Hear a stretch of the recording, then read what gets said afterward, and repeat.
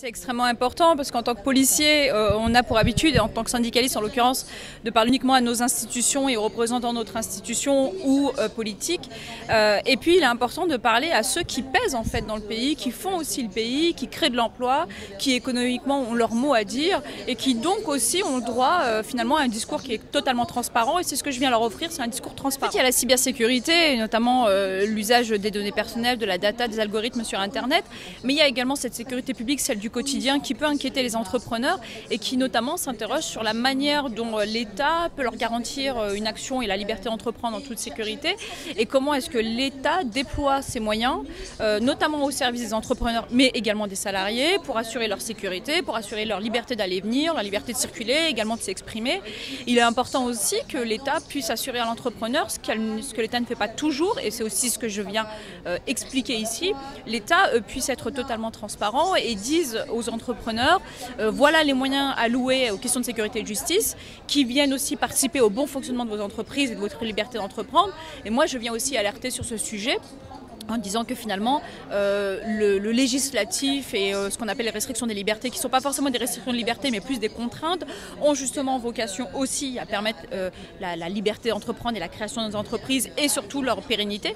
Mais c'est aussi de dire aux entrepreneurs attention à ce que l'État ne réponde pas finalement à vos exigences et à vos demandes en matière d'entreprise et aussi en tant que citoyen tout simplement, et de leur dire il faut absolument exiger auprès de l'État la possibilité, en tout cas la garantie, de se dire que tous les moyens sont mis en œuvre pour que les honnêtes citoyens qu'ils sont seront assurés de leur sécurité. Et oui, évidemment, il y a la lutte contre les fraudes contre les entreprises et dans les entreprises. Il faut voir aussi le pan sur les deux pans du question de la fraude.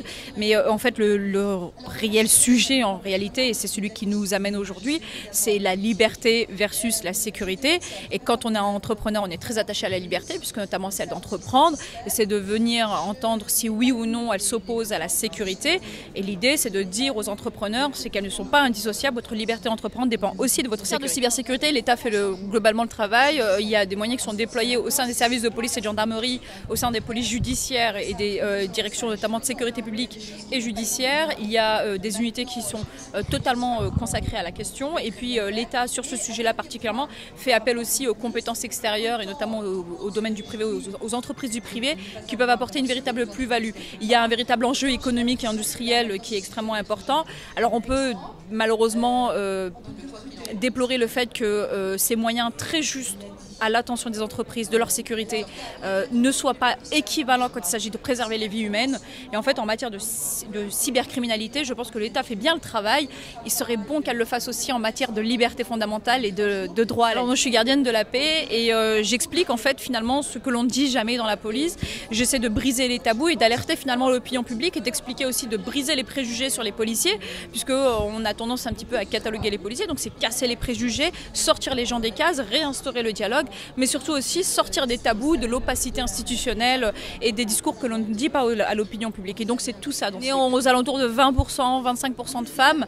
Malheureusement, elles sont très représentées dans les catégories C, donc c'est-à-dire les catégories les plus précaires, et elles le sont de moins en moins quand il s'agit de prendre des postes à responsabilité. Il a fallu une loi en 2012, la loi Sauvadet, pour imposer aux différents ministères de nommer un quota de femmes aux postes de direction dans les services actifs. Donc c'est dire à quel point il y a encore beaucoup de travail sur les mentalités. Donc j'ai un petit quart de femmes. Globalement, la position des femmes en fait dans la police, il n'y a plus de débat aujourd'hui. On peut encore avoir des discussions assez on va dire un peu réac sur certaines unités ou certains services, mais les femmes sont totalement intégrées aujourd'hui dans la police. Preuve en est, j'en suis une et je parle parfois en leur. La sécurité, ce n'est pas un sujet en fait masculin. On a tendance à associer la sécurité au virilisme, à la force physique, etc. En fait, le sujet de la sécurité, c'est aussi l'intelligence sécuritaire, c'est aussi de la finesse de l'esprit, c'est aussi peut-être une capacité physique que les femmes peuvent avoir. Il ne faut pas forcément voir ça d'un œil totalement viriliste. Les femmes ont totalement leur place dans les questions de sécurité. C'est vrai qu'aujourd'hui, c'est un milieu qui est extrêmement masculin. Néanmoins, on apporte quelque chose, nous, en tant que femmes, c'est quelque chose d'assez particulier. C'est juste tout simple. C'est qu'on est en mesure d'apporter le regard de 50% de la population française qu'on avait mis de côté sur le sujet depuis ce temps. Et donc, si les femmes font partie des sociétés et qu'elles doivent bénéficier de la sécurité, il n'y a pas de raison qu'elles ne puissent pas en être actrices. Je ne crois pas, non, je tiens trop à ma liberté de parole.